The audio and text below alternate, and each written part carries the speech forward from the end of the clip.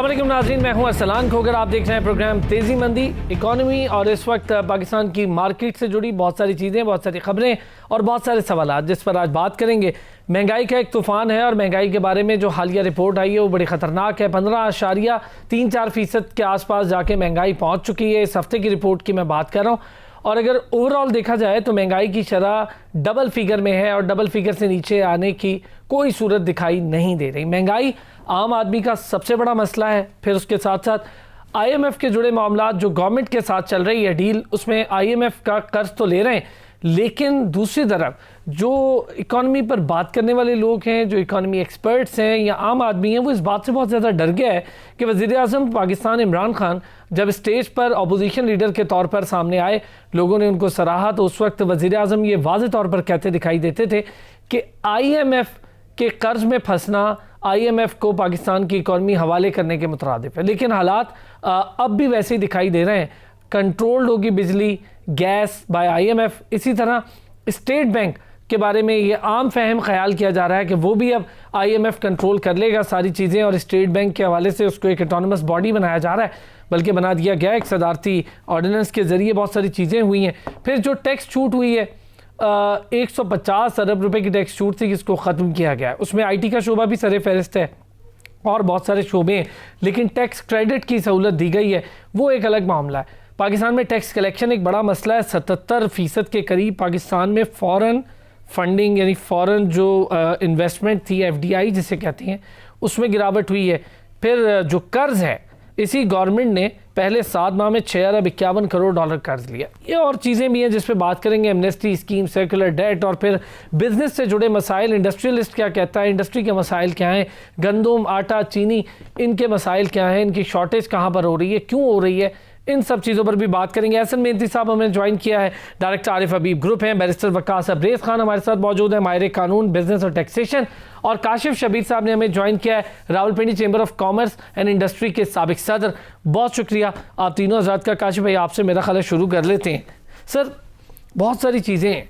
अब पहले ज़रा आम आदमी के लिए मैं एक सवाल कर लूँ, महंगाई से शुरू कर लेते हैं। इतनी महंगाई, आप बतौर चैम्बर ऑफ कॉमर्स के सदर रहे हैं, अभी भी आप, ज़ाहिर है चैम्बर ऑफ कॉमर्स की एक्टिविटीज़, खुद आप बिजनेसमैन हैं, हर तरफ महंगाई। क्या बिजनेसमैन के लिए भी उसी तरह महंगाई है जैसे आम आदमी यानी ख़रीदार के लिए? जी बहुत शुक्रिया, आपने बहुत अच्छा आपने प्रीएम्बल दिया सारा इकॉनमी का और आपने बताया कैसे महंगाई बढ़ रही है और क्या क्या कुछ हो रहा है। तो मैं कहूँगा हमारा मेन मसला ये है कि हमारी जो पॉलिसीज़ हैं उसके अंदर कंसिस्टेंसी नहीं है। आपने जहाँ बात की एक इंडस्ट्री के लिए या एक कारोबारी आदमी के लिए, डेफिनेटली कॉस्ट ऑफ प्रोडक्शन अगर आपकी बढ़ती जाएगी तो उसका सारा इम्पैक्ट जो है वो प्रोडक्ट के ऊपर जाएगा, उसको एंड कंज्यूमर को ही बेयर करना पड़ेगा एंड ऑफ द डे। इसलिए ज़रूरी क्या चीज़ है कि हमारी कॉस्ट ऑफ प्रोडक्शन को नीचे लाया जाए। कॉस्ट ऑफ प्रोडक्शन में बिजली, गैस, पेट्रोल, ये बेसिक चीज़ें हैं जो कि हर एक इंसान को हिट करती है और यही हुकूमत से कंट्रोल नहीं हो रहा।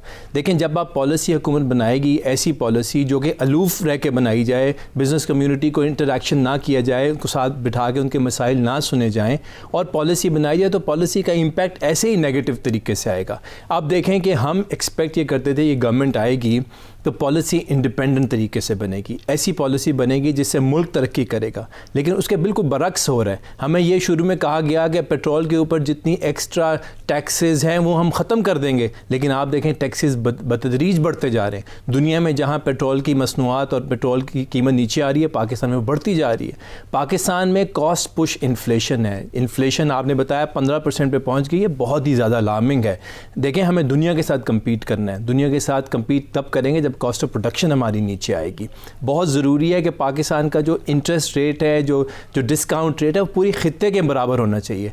13 से हम 7% पर तो आ गए हैं, लेकिन अभी भी अगर खित्ते को देखा जाए तो 2%, 3%, 4% हद डिस्काउंट रेट है। पाकिस्तान में 7% डिस्काउंट रेट है। अब बैंक के पास जाते हैं, 1-1.5% बढ़ जाता है तो 8.5-9% पे आपको पैसा मिलता है खर्च करने के लिए। जब तक हम इस कॉस्ट को के मसले से बाहर नहीं निकलेंगे, हमारे मसाइल नहीं हल होंगे।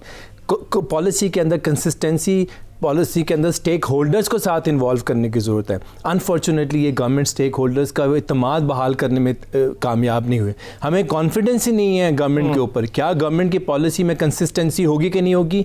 क्या गवर्नमेंट अगर यू टर्न लेगी, अपनी पॉलिसी से चेंज करेगी, ये तो नहीं कह देगी कि स्ट्रेटेजिक मूव थी जिसकी वजह से हमने कर दिया।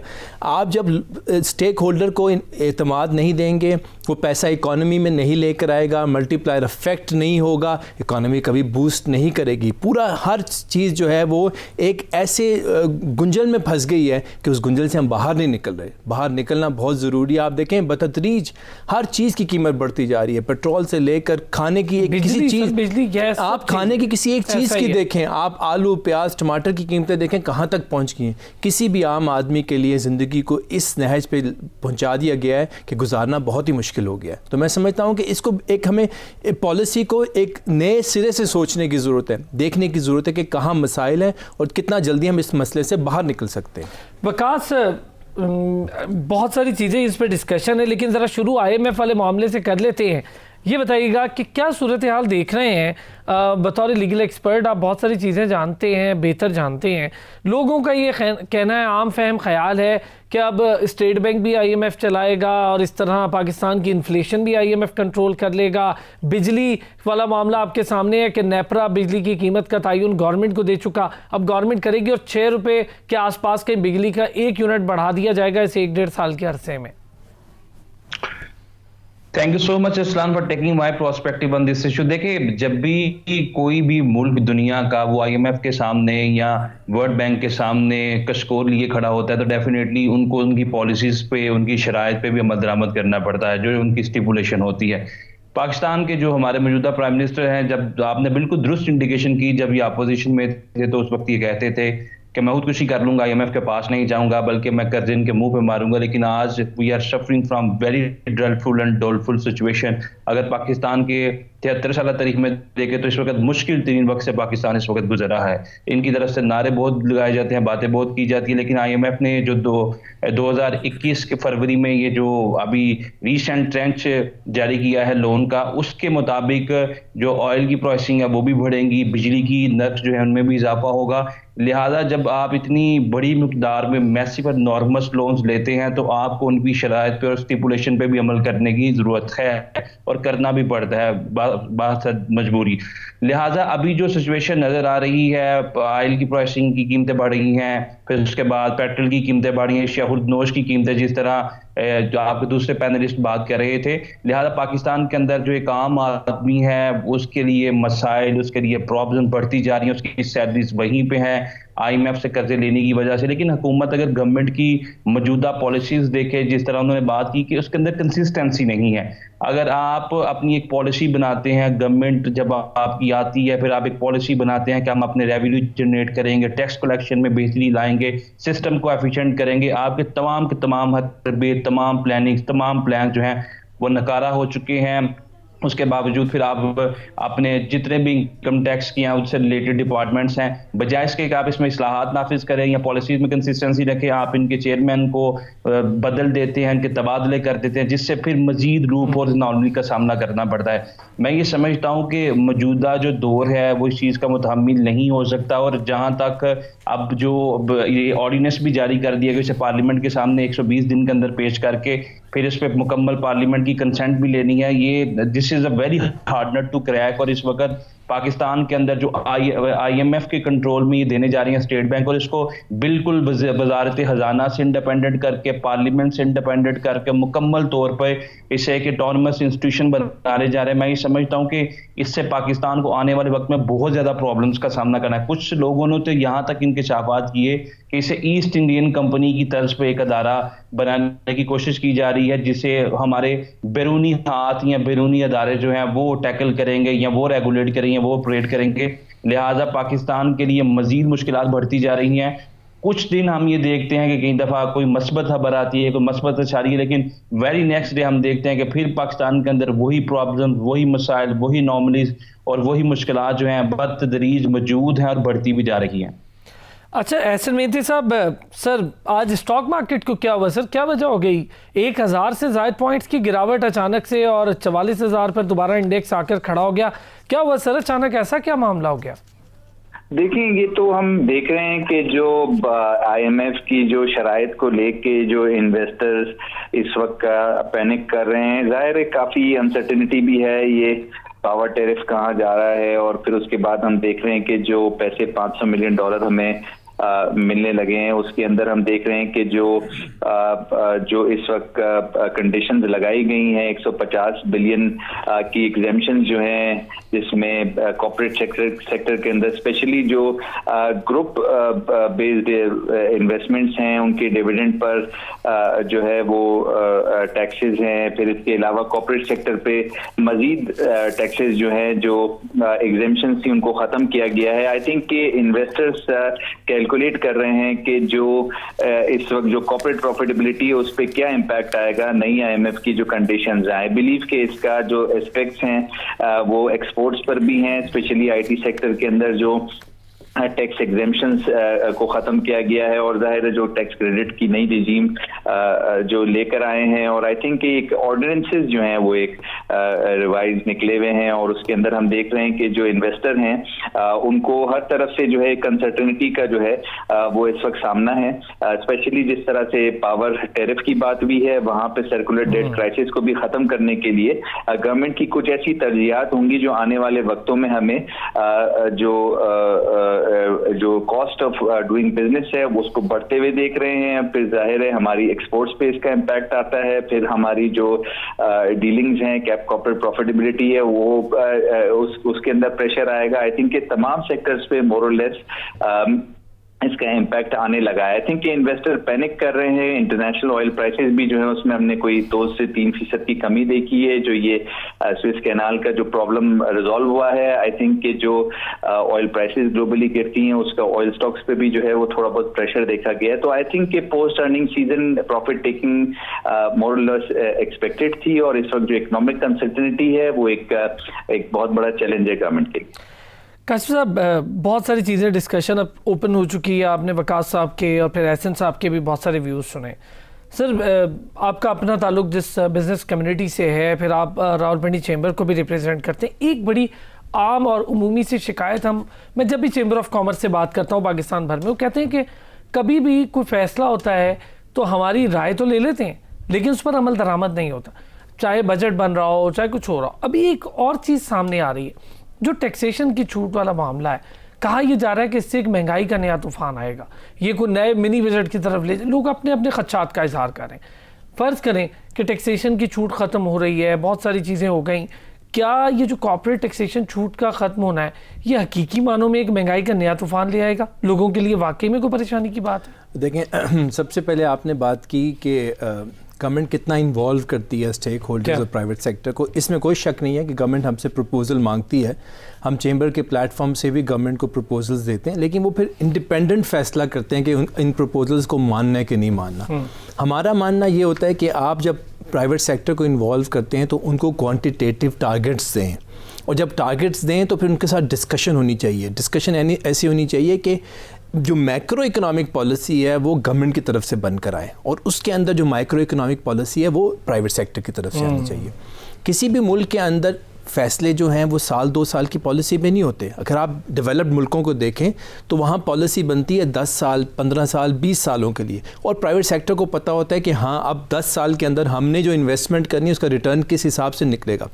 पाकिस्तान में प्रॉब्लम क्या है कि पॉलिसी होती है एडहॉकिज्म पे, क्योंकि इंस्टीट्यूशंस नहीं है। पॉलिसी ऐसी होती है जो शॉर्ट टर्म पॉलिसी होती है, आपने 2 महीने 3 महीने के लिए पॉलिसी बनाई, उसको रिवर्ट कर दिया। लेकिन एक प्राइवेट सेक्टर जिसने इन्वेस्टमेंट करनी है उसने इन्वेस्टमेंट 2 महीनों के लिए नहीं करनी, उसने इन्वेस्टमेंट लॉन्ग टर्म करने के लिए। कॉर्पोरेटाइजेशन जो है वो इम्प्रूव कैसे होगी कि अगर आपके पास कॉन्फिडेंस होगा।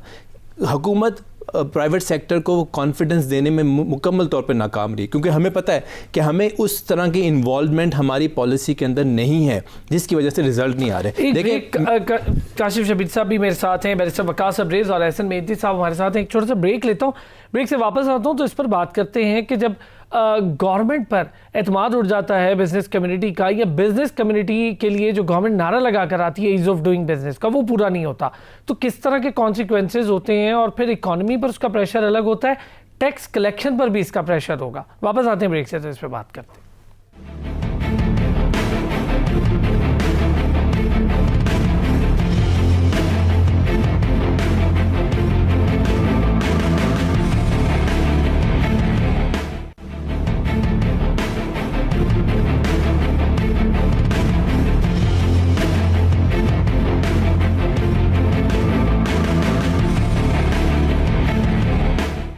Welcome back. और ब्रेक पर जाने से पहले एहसन मेहंदी साहब, बैरिस्टर वकास अब्रेज और काशिफ शबीर साहब से इस वक्त की इकॉनमी और बिजनेस की सूरत हाल पर बात हो रही थी। काशिफ साहब, आप कुछ बात कर रहे थे, मैं चाहूँगा उसको पहले कंप्लीट। जी, मैं आपसे कह रहा था कि मार्केट मैकेनिज्म बड़ा इंपॉर्टेंट रोल प्ले करता है। हमें ये देखना है कि डिमांड एंड सप्लाई किस तरीके से चीज़ों को डिक्टेट करेगी। जहाँ आप डिमांड एंड सप्लाई को डिस्टर्ब करेंगे, वहाँ उसका इफेक्ट जो है वो प्राइस के ऊपर आएगा। आपने गंदम में देख लिया, आपने चीनी में देख लिया, जितना गवर्नमेंट ने इसको बज़ोर बाजू कंट्रोल करने की कोशिश की, उतनी चीज़ें ख़राब हुई।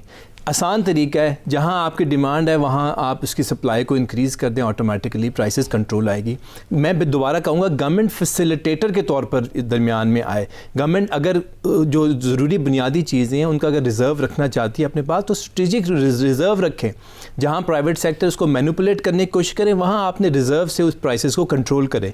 ये ना हो कि आप सारी की सारी फसल ख़रीद लें, सारी की सारी मेन बिजनेस के अंदर अगर आप आ जाएंगे, फिर प्राइवेट सेक्टर क्या करेगा? गवर्नमेंट का काम नहीं, बिजनेस गवर्नमेंट का, और बिजनेस गवर्नमेंट कर भी नहीं सकती, क्योंकि गवर्नमेंट को बिजनेस करना नहीं आता। गवर्नमेंट को क्या करना आता है कि फैसिलिटेट करना आता है, पॉलिसी ड्राफ्ट करनी आती है, और जो गवर्नमेंट पॉलिसी बनाए उसको कॉन्फिडेंस दे प्राइवेट सेक्टर को, और बताए कि ये प्राइवेट सेक्टर की पॉलिसी 8-10 सालों के लिए जाएगी। और ये भी बताए साथ कि हम इसका जो यू टर्न लेंगे वो स्ट्रेटेजिक मूव नहीं होगी, हम यू टर्न नहीं लेंगे, हम पॉलिसी के डेविएट नहीं करेंगे पॉलिसी से। क्योंकि देखें, जब आप एतमाद नहीं देंगे प्राइवेट सेक्टर को, फिर इन्वेस्टमेंट नहीं आएगी पाकिस्तान के अंदर। सर, वो हो भी रहा है। 77% के करीब बैरूनी इन्वेस्टमेंट 8 माह में कम हुई। मैं ज़रा एहसन साहब से भी और वकास को भी इसमें करता हूँ। एहसन साहब, सर जो स्टेट बैंक वाला मामला आपके सामने से गुजरा भी, आप देख भी रहे होंगे, मुख्तलिफ टीवी चैनल्स पर भी इसकी बात हो रही है। लोग बड़े परेशान हो रहे हैं कि एक ऑटोनमस बॉडी बना रहे हैं जिससे कोई पूछगछ नहीं हो सकेगी। क्या इसके बहुत ज़्यादा असरात स्टेट बैंक की जो तमाम मामलात हैं वो स्टॉक एक्सचेंज पर भी पड़ते दिखाई दे रहे हैं? देखिए, अपेरेंटली नजर आ रहा है कि जो इन्वेस्टर हैं वो एक अनसर्टेनिटी का शिकार हैं, और आगे जो पॉलिसी जो एस्पेक्ट्स हैं एसबीपी को लेके, वहां पर इन्वेस्टर जो हैं, जाहिर है एक्सचेंज रेट की जो क्लैरिफिकेशन है वो भी हमें सामने आया। बिकॉज अब हम देख रहे हैं कि रुपया जो है 10% से ज्यादा अप्रिशिएट कर गया है, और आगे जो है रुपये का जो है वो क्या रुझान जो है वो लगेगा। और आई थिंक कि जो इसमें जो एसबीपी की जो इंडिपेंडेंस है, जाहिर है वहां पर इन्वेस्टर एक्सपेक्ट करता है कि जो गवर्नमेंट की इन्वॉल्वमेंट होगी या गवर्नमेंट पे किसी भी तरीके का जो प्रेशर है, जो इससे पहले इन्वेस्टमेंट कम्युनिटी डाल देती थी कि एक सर्टेन रेट को मेंटेन किया जा सके, आई थिंक कि ये सब जो मामला है ये मार्केट की तरफ जाएगा। तो आई थिंक कि यहाँ पर भी एक इशू है। फिर हमने पॉलिसी रेट को भी देखना है कि जो पॉलिसी रेट है हमारा वो उसका जो डायरेक्शन है वो किस तरफ जाएगा। बिकॉज इन्फ्लेशन हमारा इस वक्त ज्यादा है और पॉलिसी रेट इस वक्त कम है,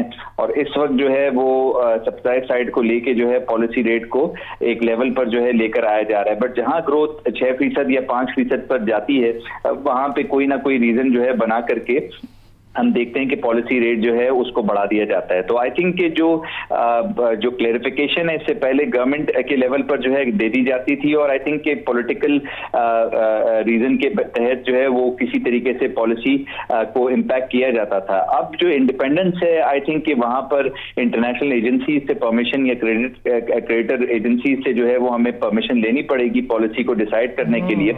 एक अनसर्टेनिटी है जहां पर interest rate, future interest rate जो है उसको, या फ्यूचर जो हमारा जो एक्सचेंज रेट होगा उसकी एक अनसर्टेनिटी से जो है इस वक्त छाई हुई। और आई थिंक कि जो आगे आने वाला वक्त है वो काफी चैलेंजिंग होगा, जहां पर हमें कंप्लीटली जो है आईएमएफ को लेकर जो है वो अपने सर्कुलर डेट क्राइसिस को भी खत्म करना पड़ेगा। उसका जो है नेगेटिव इम्पैक्ट हमारी जो आवाम है, जाहिर है वो टैरिफ इंक्रीज का जो है खमियाजा देगी, और फिर जाहिर है इंडस्ट्रियल टैरिफ के अंदर जो रिविजन देखा जाएगा, जो इससे पहले सब्सिडीज दी जाती थी पेशर सेक्टर्स को, आई थिंक कि वो सारी सब्सिडीज जो है इस वक्त इम्पैक्ट करेंगी। आगे बजट जो है काफी टफ जो है वो आते हुए नजर आएगा। कॉर्पोरेट टैक्सेस जो है उसके बढ़ने की एक्सपेक्टेशन है। जाहिर है फिस्कल डेफिसिट को हमें 7% पर जो है मुंजमद करना है अगर आईएमएफ की टर्म्स हमें मीट करनी है। तो ये बहुत सारे एस्पेक्ट्स हैं इसके अंदर। स्टेट बैंक का इंडिपेंडेंट होना ये एक एस्पेक्ट है, इसके अलावा जो दूसरी जो आईएमएफ की कंडीशंस हैं वो भी इस वक्त इम्पैक्ट कर रही हैं। ऐसे इन्वायरमेंट में जहां पर इस वक्त पेंडेमिक की थर्ड वेव है,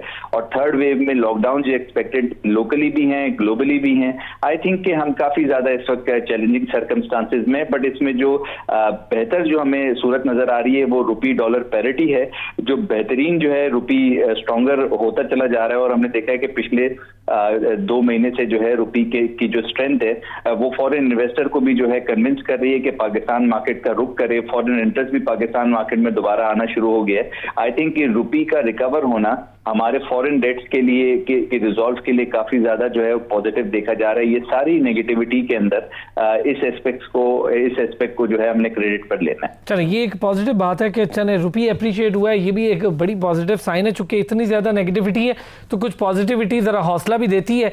वकास, सुना आपने कि जिस पर बात हो रही है, क्या एक वक्त ऐसा आए जब तमाम तर चीज़ें, जैसे कि ख़ुद भी कह रहे हैं कि जिनसे हम कर्ज लेंगे ज़ाहिर है वो अपने प्लान देंगे, तो क्या इससे इस वक्त जब ऐसा वक्त आ जाता है तो जब बिजली की कीमत बढ़ रही हो, गैस की कीमत बढ़ रही हो और फिर इंटरेस्ट रेट बढ़ रहे हो या जो रुपये है उसकी डिप्रिसिएशन और एप्रिसिएशन का मामला हो, तो क्या ये कंज्यूमर राइट से डायरेक्ट मुतसादिम नहीं? उनको तो पता ही नहीं बेचारों को, आवाम को, ना उन्होंने कहा कर्ज ले लो, ना उन्होंने कोई इसकी रिक्वेस्ट की, लेकिन उन पर इसका बोझ डल जाएगा। देखिए, स्टेट का एक शहरी के साथ जो सोशल कॉन्ट्रैक्ट आर्टिकल 37 और 38 है कॉन्स्टिट्यूशन ऑफ पाकिस्तान का, that is very much clear in this regard, जो ये कहता है कि जब एक आम शख्स एक स्टेट को, रियासत को रेवेन्यू पे करती है, टैक्सेस पे करती है और इस मुल्क के अंदर अशिया खुदनोश की कीमतों से लेके इस सड़क पे चलने के भी पैसे पे करती है, तो स्टेट की भी ये लायबिलिटी है, स्टेट की ये रिस्पॉन्सिबिलिटी है कि प्रोपोर्शनेट प्राइजेस के अंदर अशिया खुदनोश की फराहमी और बुनियादी ज़रूरियात ज़िंदगी की तकमील और तश्कील को यकीनी बनाए। ये आर्टिकल 37 और 38 है जो आईन पाकिस्तान का, which impose the primary duty on state. लेकिन ये बड़ी अनफॉर्चुनेट है, जो आपने दुरुस्त बात की है कि एक शहरी को इस चीज़ से क्या कि आप IMF से कर्जे लें या वर्ल्ड बैंक के सामने कशकोर लेके खड़े हो जाए। उसे चाहिए कि उसकी जो बुनियादी ज़रूरियात हैं, जो फंडामेंटल नेसेसिटी हैं, उसकी डोर स्टेप पे उसे मिलें। अगर उसकी तनख्वाह नहीं बढ़ रही तो अशिया खुदनोश की कीमतों में भी इजाफा नहीं होना चाहिए। लेकिन ये बड़ी अनफॉर्चुनेट चीज़ है कि हमारे मुल्क के अंदर हमारी जो लेबर है, जो मजदूर है, उनकी तनख्वाहें उसी तरह हैं, लेकिन जो अशिया खुदनोश की कीमतें हैं वो आसमान से बातें कर रही हैं, महंगाई बढ़ चुकी है। और इस कीमत में एक चीज़ आपके ज़रूर गोशगुजार करना चाहूँगा कि जब चीनी की कीमतें बढ़ी, जब फ्लोर की कीमतें बढ़ी, आटे की, और ये तमाम चीज़ों की कीमतें बढ़ने के बाद जितने भी लोग थे जो रिस्पॉन्सिबल थे, जो लायबल थे, इन चीज़ों के पीछे असल कसूरवार थे, उनको अकाउंटेबल नहीं ठहराया गया। And those people are not brought before the law कि उसको प्रॉपरली ट्रीट किया जा सके। इनके अपने मिनिस्टर कबीना में बैठे हुए लोगों के नाम आए और रिसेंटली परसों जो नदीम बाबर का भी इस्तीफा ले लिया गया, उसके साथ जो सेक्रेटरी इनके पेट्रोलियम थे उनसे भी रिजाइन ले लिया। मैं ये समझता हूं कि इन लोगों को चाहिए कि ये जितने भी लोग, वकास एक चीज इसमें ऐड भी कर दूं, 9 के करीब शुगर मिल्स हैं जिनको ब्लैक लिस्ट किया है गवर्नमेंट ने, और उन शुगर मिल्स में भी अगर हम देखें तो पॉलिटिकल हजरात के ही नाम आते हैं। वो इसलिए ब्लैक लिस्ट किया है कि वो मुकर्ररा हदफ के मुताबिक चीनी प्रोवाइड नहीं कर सकी मार्केट को, जिसकी वजह से चीनी शॉर्टेज होने का एक बार फिर खदशा है। This is a very happy ओमन, और आर्टिकल 19A के तहत इसको जरूर पब्लिक भी करना चाहिए, ऐसी रिपोर्ट्स को और मैसेज के अंदर इस तरह की अवेयरनेस को प्रिवेल करना चाहिए ताकि लोगों को भी ये हदशा हो, लोगों को भी ये पता हो कि गवर्नमेंट हमारे लिए डिलीवर कर रही है। और ऐसे जो करप्ट अनासिस हैं पाकिस्तान के अंदर जो इन चीज़ों की कीमतों को इन्हांस करने में या बढ़ाने में मनफी किरदार अदा करते हैं, मनफी प्रोपेगेंडा करते हैं, मैं समझता हूँ कि उनको अकाउंटेबल ठहराने की जरूरत है। और ऐसे लोगों को, नैब को भी चाहिए कि जितने भी पॉलिटिकल केसेस हैं उनको तो ये टेकअप करती है, लेकिन जो मैसेज के ग्रास रूटेड केसेस हैं इनको भी टेकअप करे। सेक्शन 9(9)A के तहत नैब के पास ये पावर्स मौजूद हैं, और इस तरह के केसेस के अंदर जो जिम्मेदार है ये नहीं हो कि आपके अगर मशीर या अगर आपके कोई असिस्टेंट टू प्राइम मिनिस्टर, चाहे वो पेट्रोलियम हो या चाहे किसी भी मामले में हो, अगर वो कोई करप्ट प्रैक्टिसेस करते हैं या अगर अपने फराइज मनसब की अदायगी ऐसे तरीके से सरअंजाम नहीं देते तो आप इस्तीफा देके घर चले जाएं। इस तरह आप अपनी जिम्मेदारियों से मुबर्रर मुनज़्ज़र नहीं हो सकते, बल्कि आप जवाबदेही के प्रोसेस से गुजरें। अगर आप समझते हैं कि जो कलमदान आपको दिया गया है you are not appropriate, you are misfit for that job, तो आप उसे ले ही ना। क्योंकि हमारे पाकिस्तान का सबसे बड़ा मसला तो ये हुआ है अरसलान कि right person for the right job का जो कंसेप्ट है वो होता ही नहीं है, और जिस शख्स को तिजारत का पता नहीं है, बिजनेस का पता नहीं है, टैक्स का पता नहीं है, उन लोगों लोगों को इन्वोक कर दिया जाता है इन मामलात में। हमेशा एक बात याद रखिएगा कि जब दर्जी से आप ऑपरेशन करवाएंगे और डॉक्टर से कपड़े सिलाई करवाएंगे तो फिर पेट भी फटेगा और कपड़ों का भी सवादा तैनात होगा। Right person for the right job, policies के अंदर कंसिस्टेंसी, प्रॉपर प्लानिंग और इसके बाद इसको एग्जीक्यूट करना। कागज के फूलों से कभी खुशबू नहीं आती। आपकी जो प्लानिंग है उसे एग्जीक्यूट करें, बिजनेस फ्रेंडली पॉलिसीज दें। जिस तरह दूसरे पैनलिस्ट बात कर रहे थे, गवर्नमेंट का काम नहीं है बिजनेस करना, लेकिन गवर्नमेंट का काम है बिजनेस फ्रेंडली पॉलिसीज को और बिजनेस फ्रेंडली एटमॉस्फेयर को प्रोवोक करें ताकि लोगों के लिए ईज ऑफ बिजनेस जो है वो आसान हो सके। लोगों के लिए कारोबार करना, लोग यहां से अपना कारोबार उठा के टेक्सटाइल इंडस्ट्री उठा के बांग्लादेश या श्रीलंका या दूसरे ममालिक की तरफ ना जाएं, बल्कि अपनी रियासत के साथ जो सोशल कॉन्ट्रैक्ट है, रियासत भी उनको वो फैसिलिटेशन जरूर दे। ठीक है, एक ब्रेक लेना है। बड़ी गर्मा गर्म और सैर हासिल बहस चल पड़ी है। एक ब्रेक लेता हूँ, वापस आता हूँ तो ज़रा जानने की कोशिश करता हूँ जो पॉलिसीज़ का फुकदान जिसकी बात हो रही है 3 साल के करीब होने को हैं। पीटीआई की गवर्नमेंट ने तिजारती पॉलिसी नहीं दी, और अगर देती भी है तो क्या पॉलिसी होनी चाहिए। बिजनेसमैन हजरात भी मेरे साथ हैं और लीगल एक्सपर्ट भी साथ हैं, इस पर बात करके देखते हैं।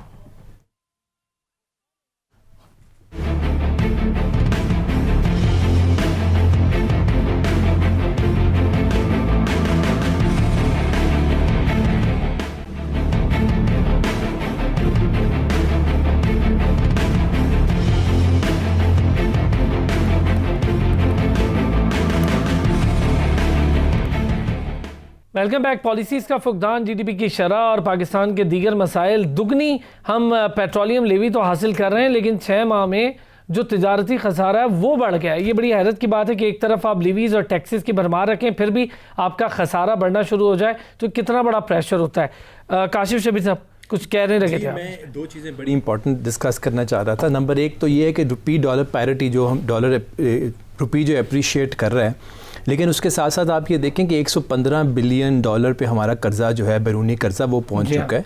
उसके साथ साथ ये है कि हमारा सर्कुलर डेट तकरीबन 2400 अरब रुपए तक पहुंच चुका है। अब ये जो हमें नज़र आ रहा है कि पैसा जो है रुपी अप्रिशिएट किया है, उसकी स्ट्रेंथनिंग आई है उसके अंदर, अब देखना कि कितना लॉन्ग टर्म रहती है। इसका लॉन्ग टर्म रहना बहुत ज़रूरी है। क्या ये फिर एक झांसा तो नहीं है कि आप 150 पे लाने के बजाय 170 का फिर हाई टच करेंगे? वो बहुत ख़तरनाक सिचुएशन होगी। इसलिए मैं बार बार ये कहता हूँ कि एशियन डेवलपमेंट बैंक की जो रिपोर्ट है उसके मुताबिक अगले साल जो उन्होंने जो फोरकास्ट की है जीडीपी की ग्रोथ, सब मुल्कों की ग्रोथ जो है वो तकरीबन 4.5-5 से लेकर 10% तक जा रही है, लेकिन अनफॉर्चुनेटली पाकिस्तान की वो एस्टिमेट कर रहे हैं 2%। ये भी बड़े इंपॉर्टेंट सिर्फ एस्टिमेट कर रहे हैं सर अभी जी। उसके अलावा अब देखें गंदम की फसल फिर आ रही है। अब फिर गवर्नमेंट के पास एक फैसला करने का वक्त आया है।